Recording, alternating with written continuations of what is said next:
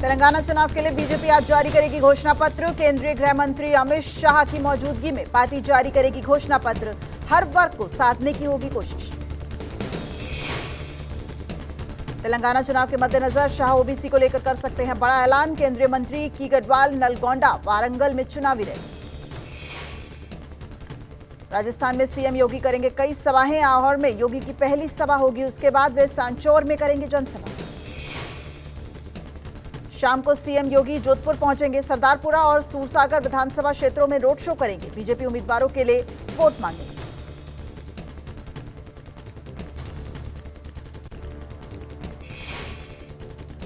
राजस्थान के रण में दिग्गजों का प्रचार जारी। भरतपुर पहुंचे पीएम मोदी, हुंकार भरेंगे। अब से थोड़ी देर में भरतपुर के एमएसजे कॉलेज ग्राउंड में जनसभा को संबोधित करेंगे पीएम मोदी। भरतपुर में सभा के बाद नागौर में पीएम की जनसभा होगी। रैली को संबोधित करने के पहले लोक देवता वीर तेजाजी की जन्मस्थली खरनाल जाएंगे पीएम। राजस्थान के वैर में विशाल जनसभा को संबोधित करेंगे खड़गे। रैली के पहले ट्वीट कर कहा, बीजेपी के पास न नीयत है न नीति। खड़गे ने लिखा, राजस्थान के लोग जानते हैं कि कांग्रेस ने काम किया है। सरकार बनने पर हम अपनी 7 गारंटी धरातल पर पूरी भी करेंगे। तेलंगाना चुनाव के लिए कांग्रेस ने कल जारी किया घोषणा पत्र। महिलाओं को 2500 में सिलेंडर और राज्य परिवहन बसों में महिलाओं के लिए फ्री सफर का वादा किया। राजस्थान में दिग्गज नेताओं का तूफानी चुनाव प्रचार जारी। गुजरात के कांग्रेस नेता जिग्नेश मेवानी की लाडनू में जनसभा। बीएसपी प्रमुख मायावती के अलवर में चुनावी रैली। राजस्थान सीएम अशोक गहलोत करौली में जनसभा को संबोधित करेंगे। पूर्व डिप्टी सीएम सचिन पायलट की अजमेर, अलवर में जनसभा। राजस्थान के पीपाड़, भोपालगढ़ और बिलाड़ा में बीजेपी अध्यक्ष नड्डा की जनसभा। यूपी सीएम योगी जालौन, बाड़मेर और बालोतरा में भरेंगे चुनावी होगा। राजस्थान के विजयनगर में अमित शाह ने सोनिया राहुल पर कसा तंज। चुनावी जनसभा को संबोधित करते हुए कहा, राहुल को लॉन्च करने की कोशिशें जारी, लेकिन खराब है लॉन्चिंग पैड। मध्य प्रदेश में 230 सीटों के लिए हुए चुनाव में 76.22% मतदान। ईवीएम में कैद हुई 2533 प्रत्याशियों की किस्मत। 3 दिसंबर को घोषित होंगे नतीजे। कई जगहों पर हुई हिंसा। छत्तीसगढ़ की 70 विधानसभा सीटों पर हुए चुनाव में 75.08% मतदान। 958 उम्मीदवारों की किस्मत ईवीएम में कैद। पहले चरण में 7 नवंबर को 20 सीटों पर वोट डाले गए। मध्य प्रदेश के सीएम शिवराज ने बुद्धि में सपरिवार वोटिंग की। सीएम शिवराज ने किया जीत का दावा, हमारी सरकार को मिला हर वर्ग का समर्थन।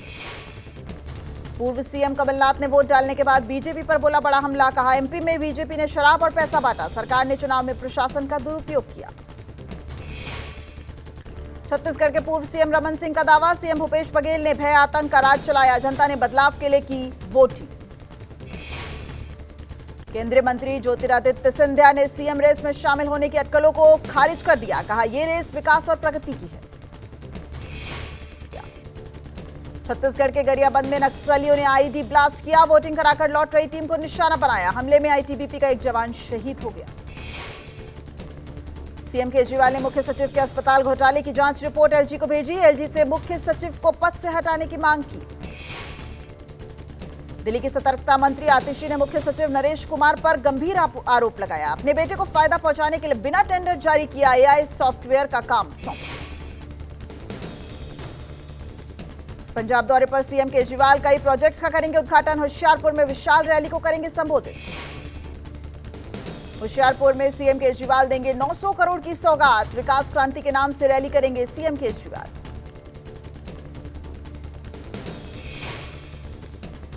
बीजेपी के संकल्प पत्र पर अशोक गहलोत ने तंज कसा। कहा, बीजेपी ने होमवर्क नहीं किया है, क्योंकि जो स्कीम हमने लागू की उसी को घिमा फिराकर दिखा दिया है। जयपुर में आपको बड़ा झटका। सीएम गहलोत ने हवा महल से चुनाव लड़ रहे आम आदमी पार्टी के प्रत्याशी पप्पू कुरैशी को कांग्रेस प्रत्याशी के समर्थन में बिठाया। कांग्रेस नेता प्रियंका गांधी ने आदिवासी बहुल्य डुंगरपुर में एक चुनावी जनसभा की। बीजेपी को बताया आदिवासियों का चुनावी हमदर्द। डूंगरपुर के सागनवाड़ा में गायत्री पीठ में प्रियंका ने हवन किया।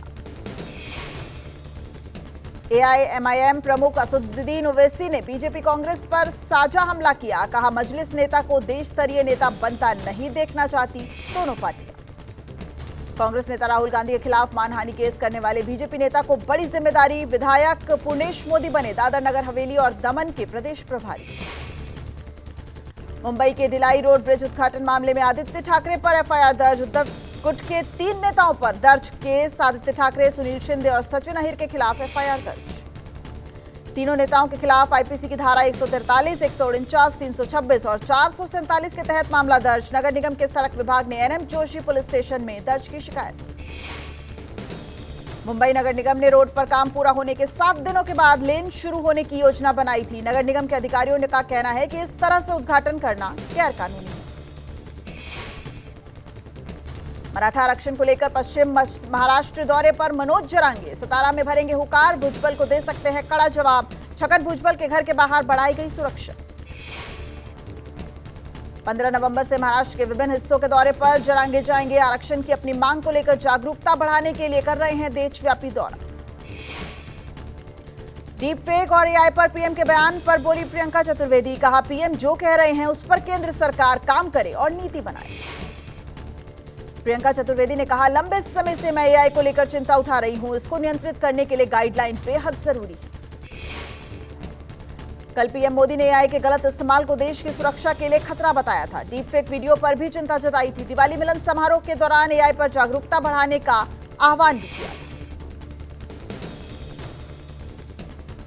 जम्मू कश्मीर में 24 घंटे में 2 एनकाउंटर। सुरक्षा बलों ने 7 आतंकियों को किया ढेर। कुलगाम में लश्कर के 5 और राजौरी में 1 आतंकी मारा गया।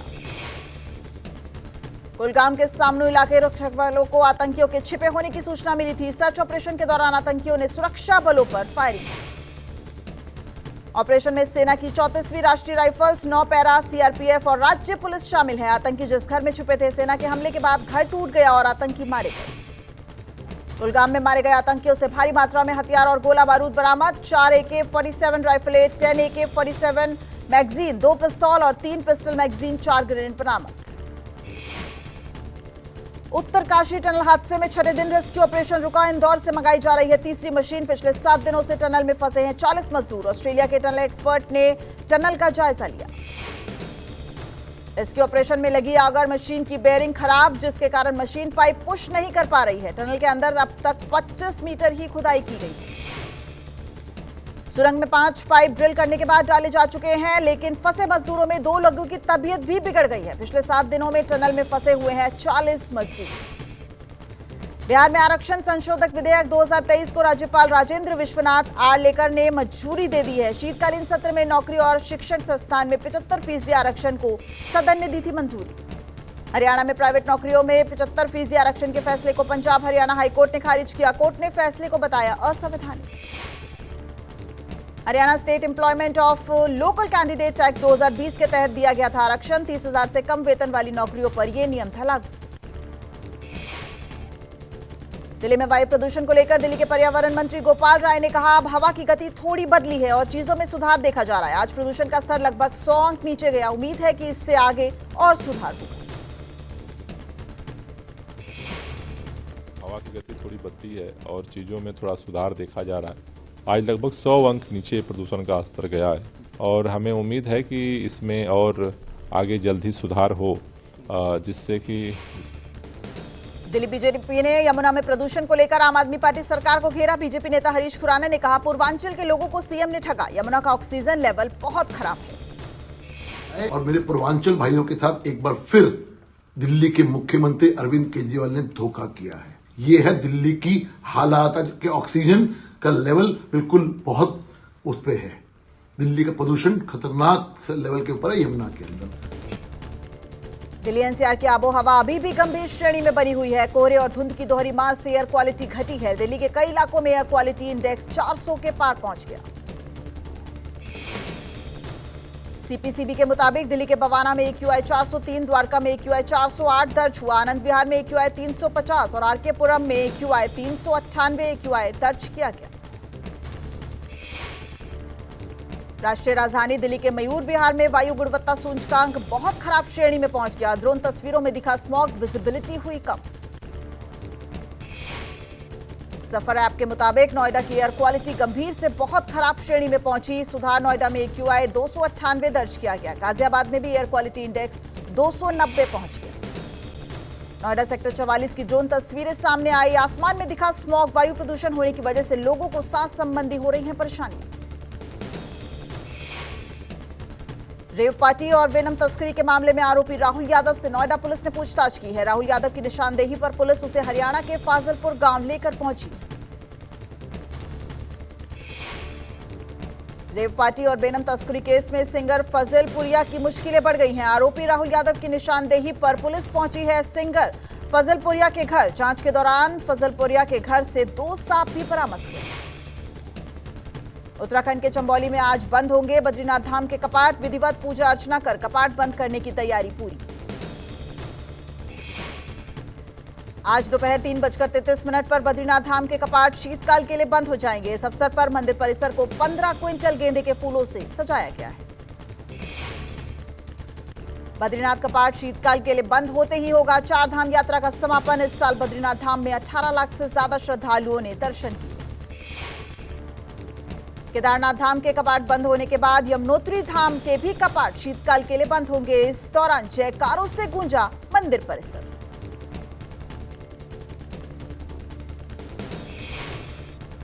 केरल के सबरीमाला मंदिर में हरिवरासन अनुष्ठान का आयोजन। पूजा में उमड़ा श्रद्धालुओं का जनसैलाब।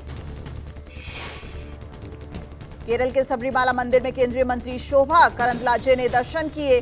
करंदलाजे काले कपड़ों में नंगे पैर नजर आई। मंदिर में महिलाओं को प्रवेश दिए जाने का करंदलाजे ने किया था विरोध। जम्मू के कठुआ जिले में युवकों में पुलिस पर हमला किया। इस मामले में 3 युवक गिरफ्तार। बताया जा रहा है कि वाहनों की जांच के दौरान युवकों ने पुलिस के साथ की थी हाथापाई। गुजरात पुलिस ने अपहरण के मामले में 4 लोगों को गिरफ्तार किया है। यूपी की लड़की का अपहरण किया गया था। 1 करोड़ की फिरौती मांगी गई थी। गुजरात पुलिस ने 48 घंटे के भीतर नवसारी जिले से अपहरण की गई 14 साल की एक लड़की को सुरक्षित बरामद किया है।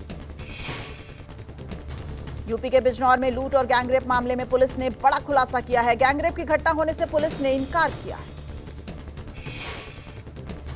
दरअसल पीड़ित महिला ने अपने ही दोस्त के साथ मिलकर घटना को अंजाम दिया। पुष्पेंद्र चौधरी नाम के व्यक्ति को गिरफ्तार करने पर साजिश से हटा पर्दा। 10 साल से महिला के आरोपी के साथ संबंध।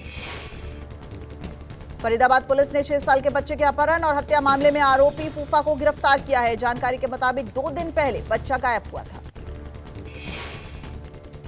बताया जा रहा है आरोपी ने पहले खेलते हुए बच्चे का अपहरण किया। बच्चे की गला दबाकर हत्या कर दी। हत्या के बाद बच्चे के शव को बेड में छुपा दिया। फिलहाल हत्या की जांच में पुलिस जुटी हुई है।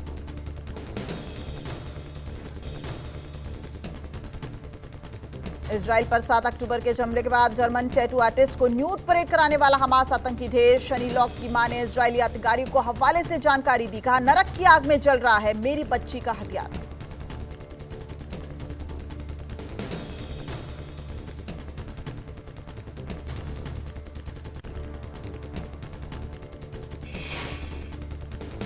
वर्ल्ड कप का फाइनल मैच देखने के लिए पीएम नरेंद्र मोदी और ऑस्ट्रेलियाई पीएम को भी मैच देखने का न्योता। फाइनल मैच से पहले एयरफोर्स की सूर्य किरण टीम करेगी एयर शो।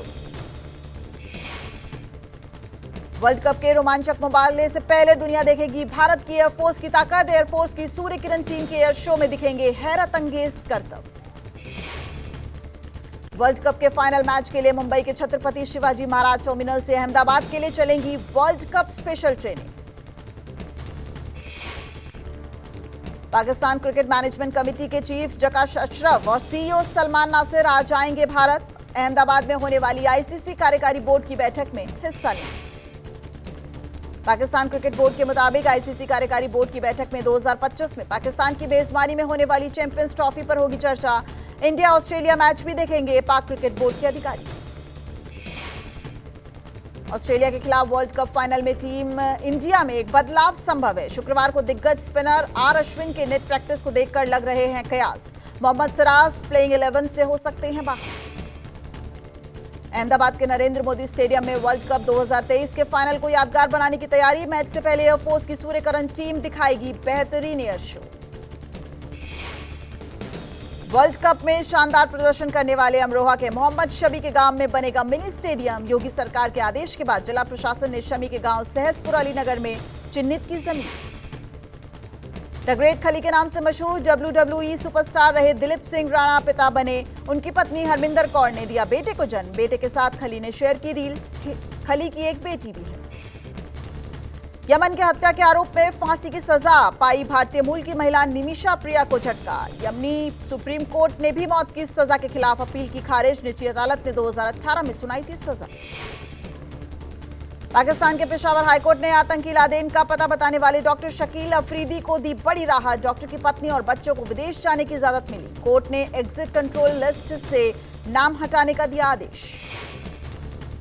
रूस में राष्ट्रपति पुतिन के विरोधी एक और जनरल की संदिग्ध मौत। पूर्व रूसी जनरल व्लादिमीर स्विरिडोव और उनकी पत्नी की लाश घर के बेड पर पड़ी मिली। कनाडा में एक पाकिस्तानी परिवार को कुचलकर मारने वाला ट्रक ड्राइवर हत्या का दोषी करार। 22 साल के विल्चमैन ने 2021 में टहलने निकले पाकिस्तानी मूल के परिवार के लोगों की कुचलकर हत्या कर दी।